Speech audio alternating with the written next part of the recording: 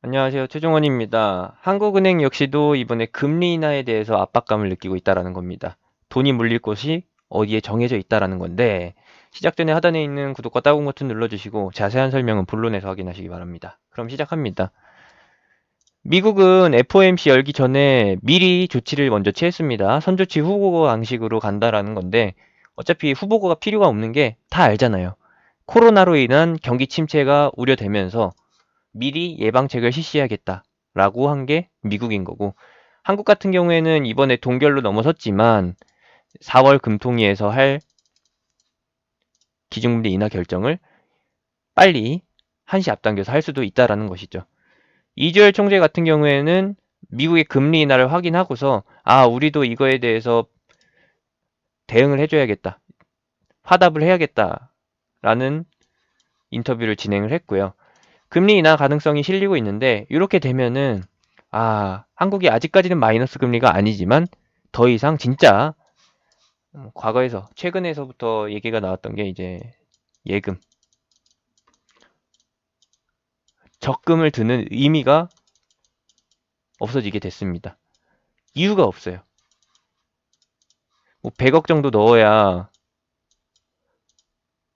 이제 1년에 1억 좀 넘게 이자 수익 받는 건데, 사실 100억이면은 은행에 넣는 것보다 건물 하나 사서 임대료 받는 게 더 나오겠어요. 맞잖아요. 이 관점입니다. 이거예요, 이거. 금리가 낮아지면은 결국에는 대출 이자가 낮아집니다. 대출을 끼고 사는 국민들 입장에서는 대출 이자 부담이 줄어들면서 조금 숨이 트일 수 있겠지만은 부작용이 더 커요. 왜? 대출 이자가 낮아지면은 다 갭 투자를 하기 때문에. 한국에서는 공식이 정해져 있었습니다. 꽤나 오래됐죠. 금리, 이자 수익, 더 이상 의미가 없어졌다. 그 돈으로 차라리 대출 이자 감당하면서 부동산 사자. 라는 게 만연하게 진행된 거죠. 정부는 이러한 국민들의 중산층의 갭 투자를 막기 위해서 올라올 수 있는 사다리를 끊어버립니다. 대출 규제를 통해서요. 그러면은 중산층에서 좀 부유하게끔 살고 있는 사람들, 여기로 건너가는 사다리를 끊어버렸으니까 어떻게 되겠어요? 기존에 갖고 있던 사람들은, 어느 정도 재력이 있는 사람들은 계속해서 어차피 현금으로 하거든요. 기존에 대출 규제가 좀 덜했을 때는 있는 현금 플러스 레버리지라고 하죠. 주식시장에서는 신용이라고 하고, 이제 부동산에서는 이제 대출로 하는데, 주담대라고 하는데, 대출 껴가지고 현금으로는 한 채 살 수 있었던 거를 대출 껴서 세 채에서 뭐 다섯 채까지도 사죠.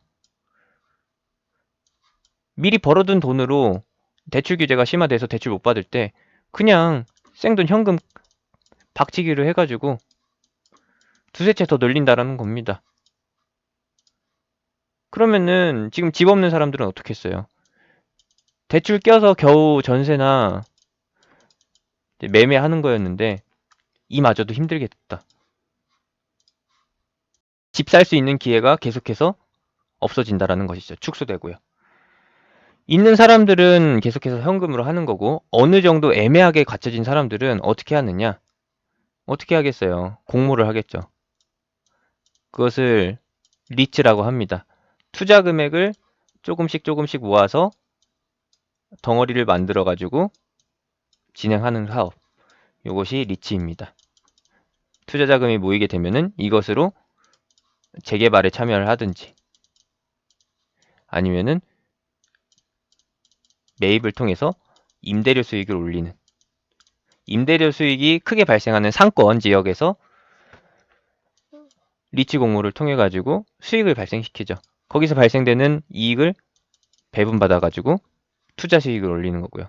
이 배분 수익이 사실상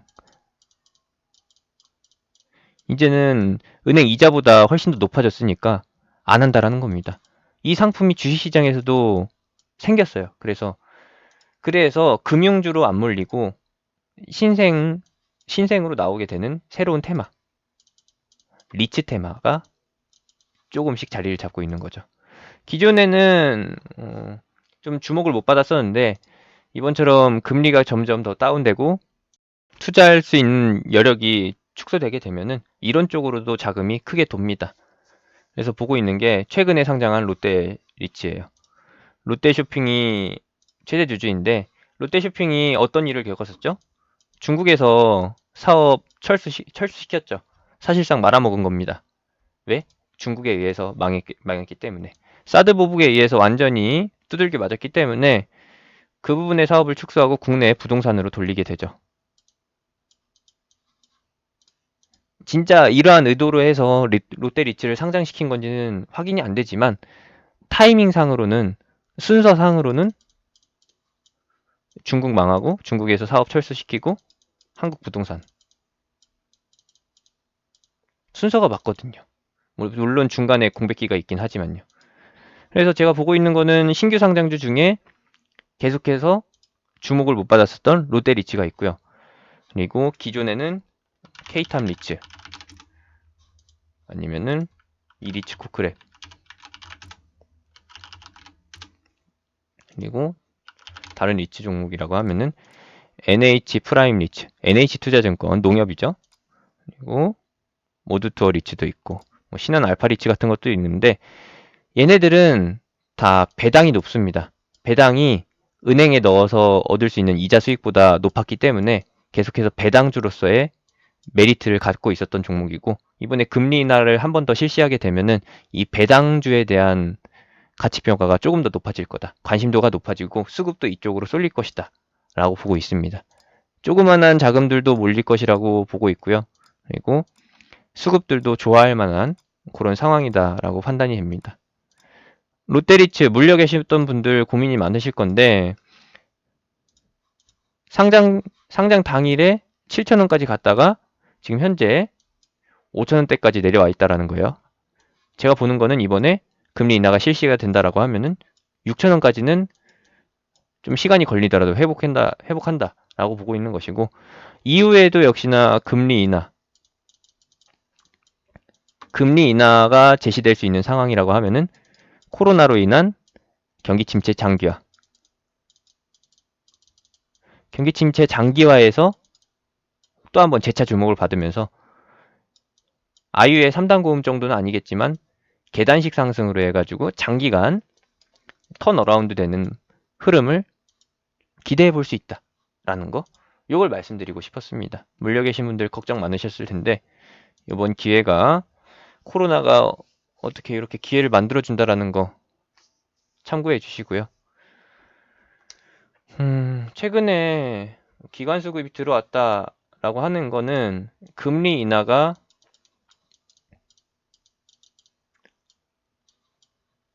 예상되는 시점에서 들어오기 시작한 거기 때문에 얘는 뭐 거의 기정사실 정도로 봐주시면 될 것 같습니다. 이렇게 참고해 주시면 되겠고요.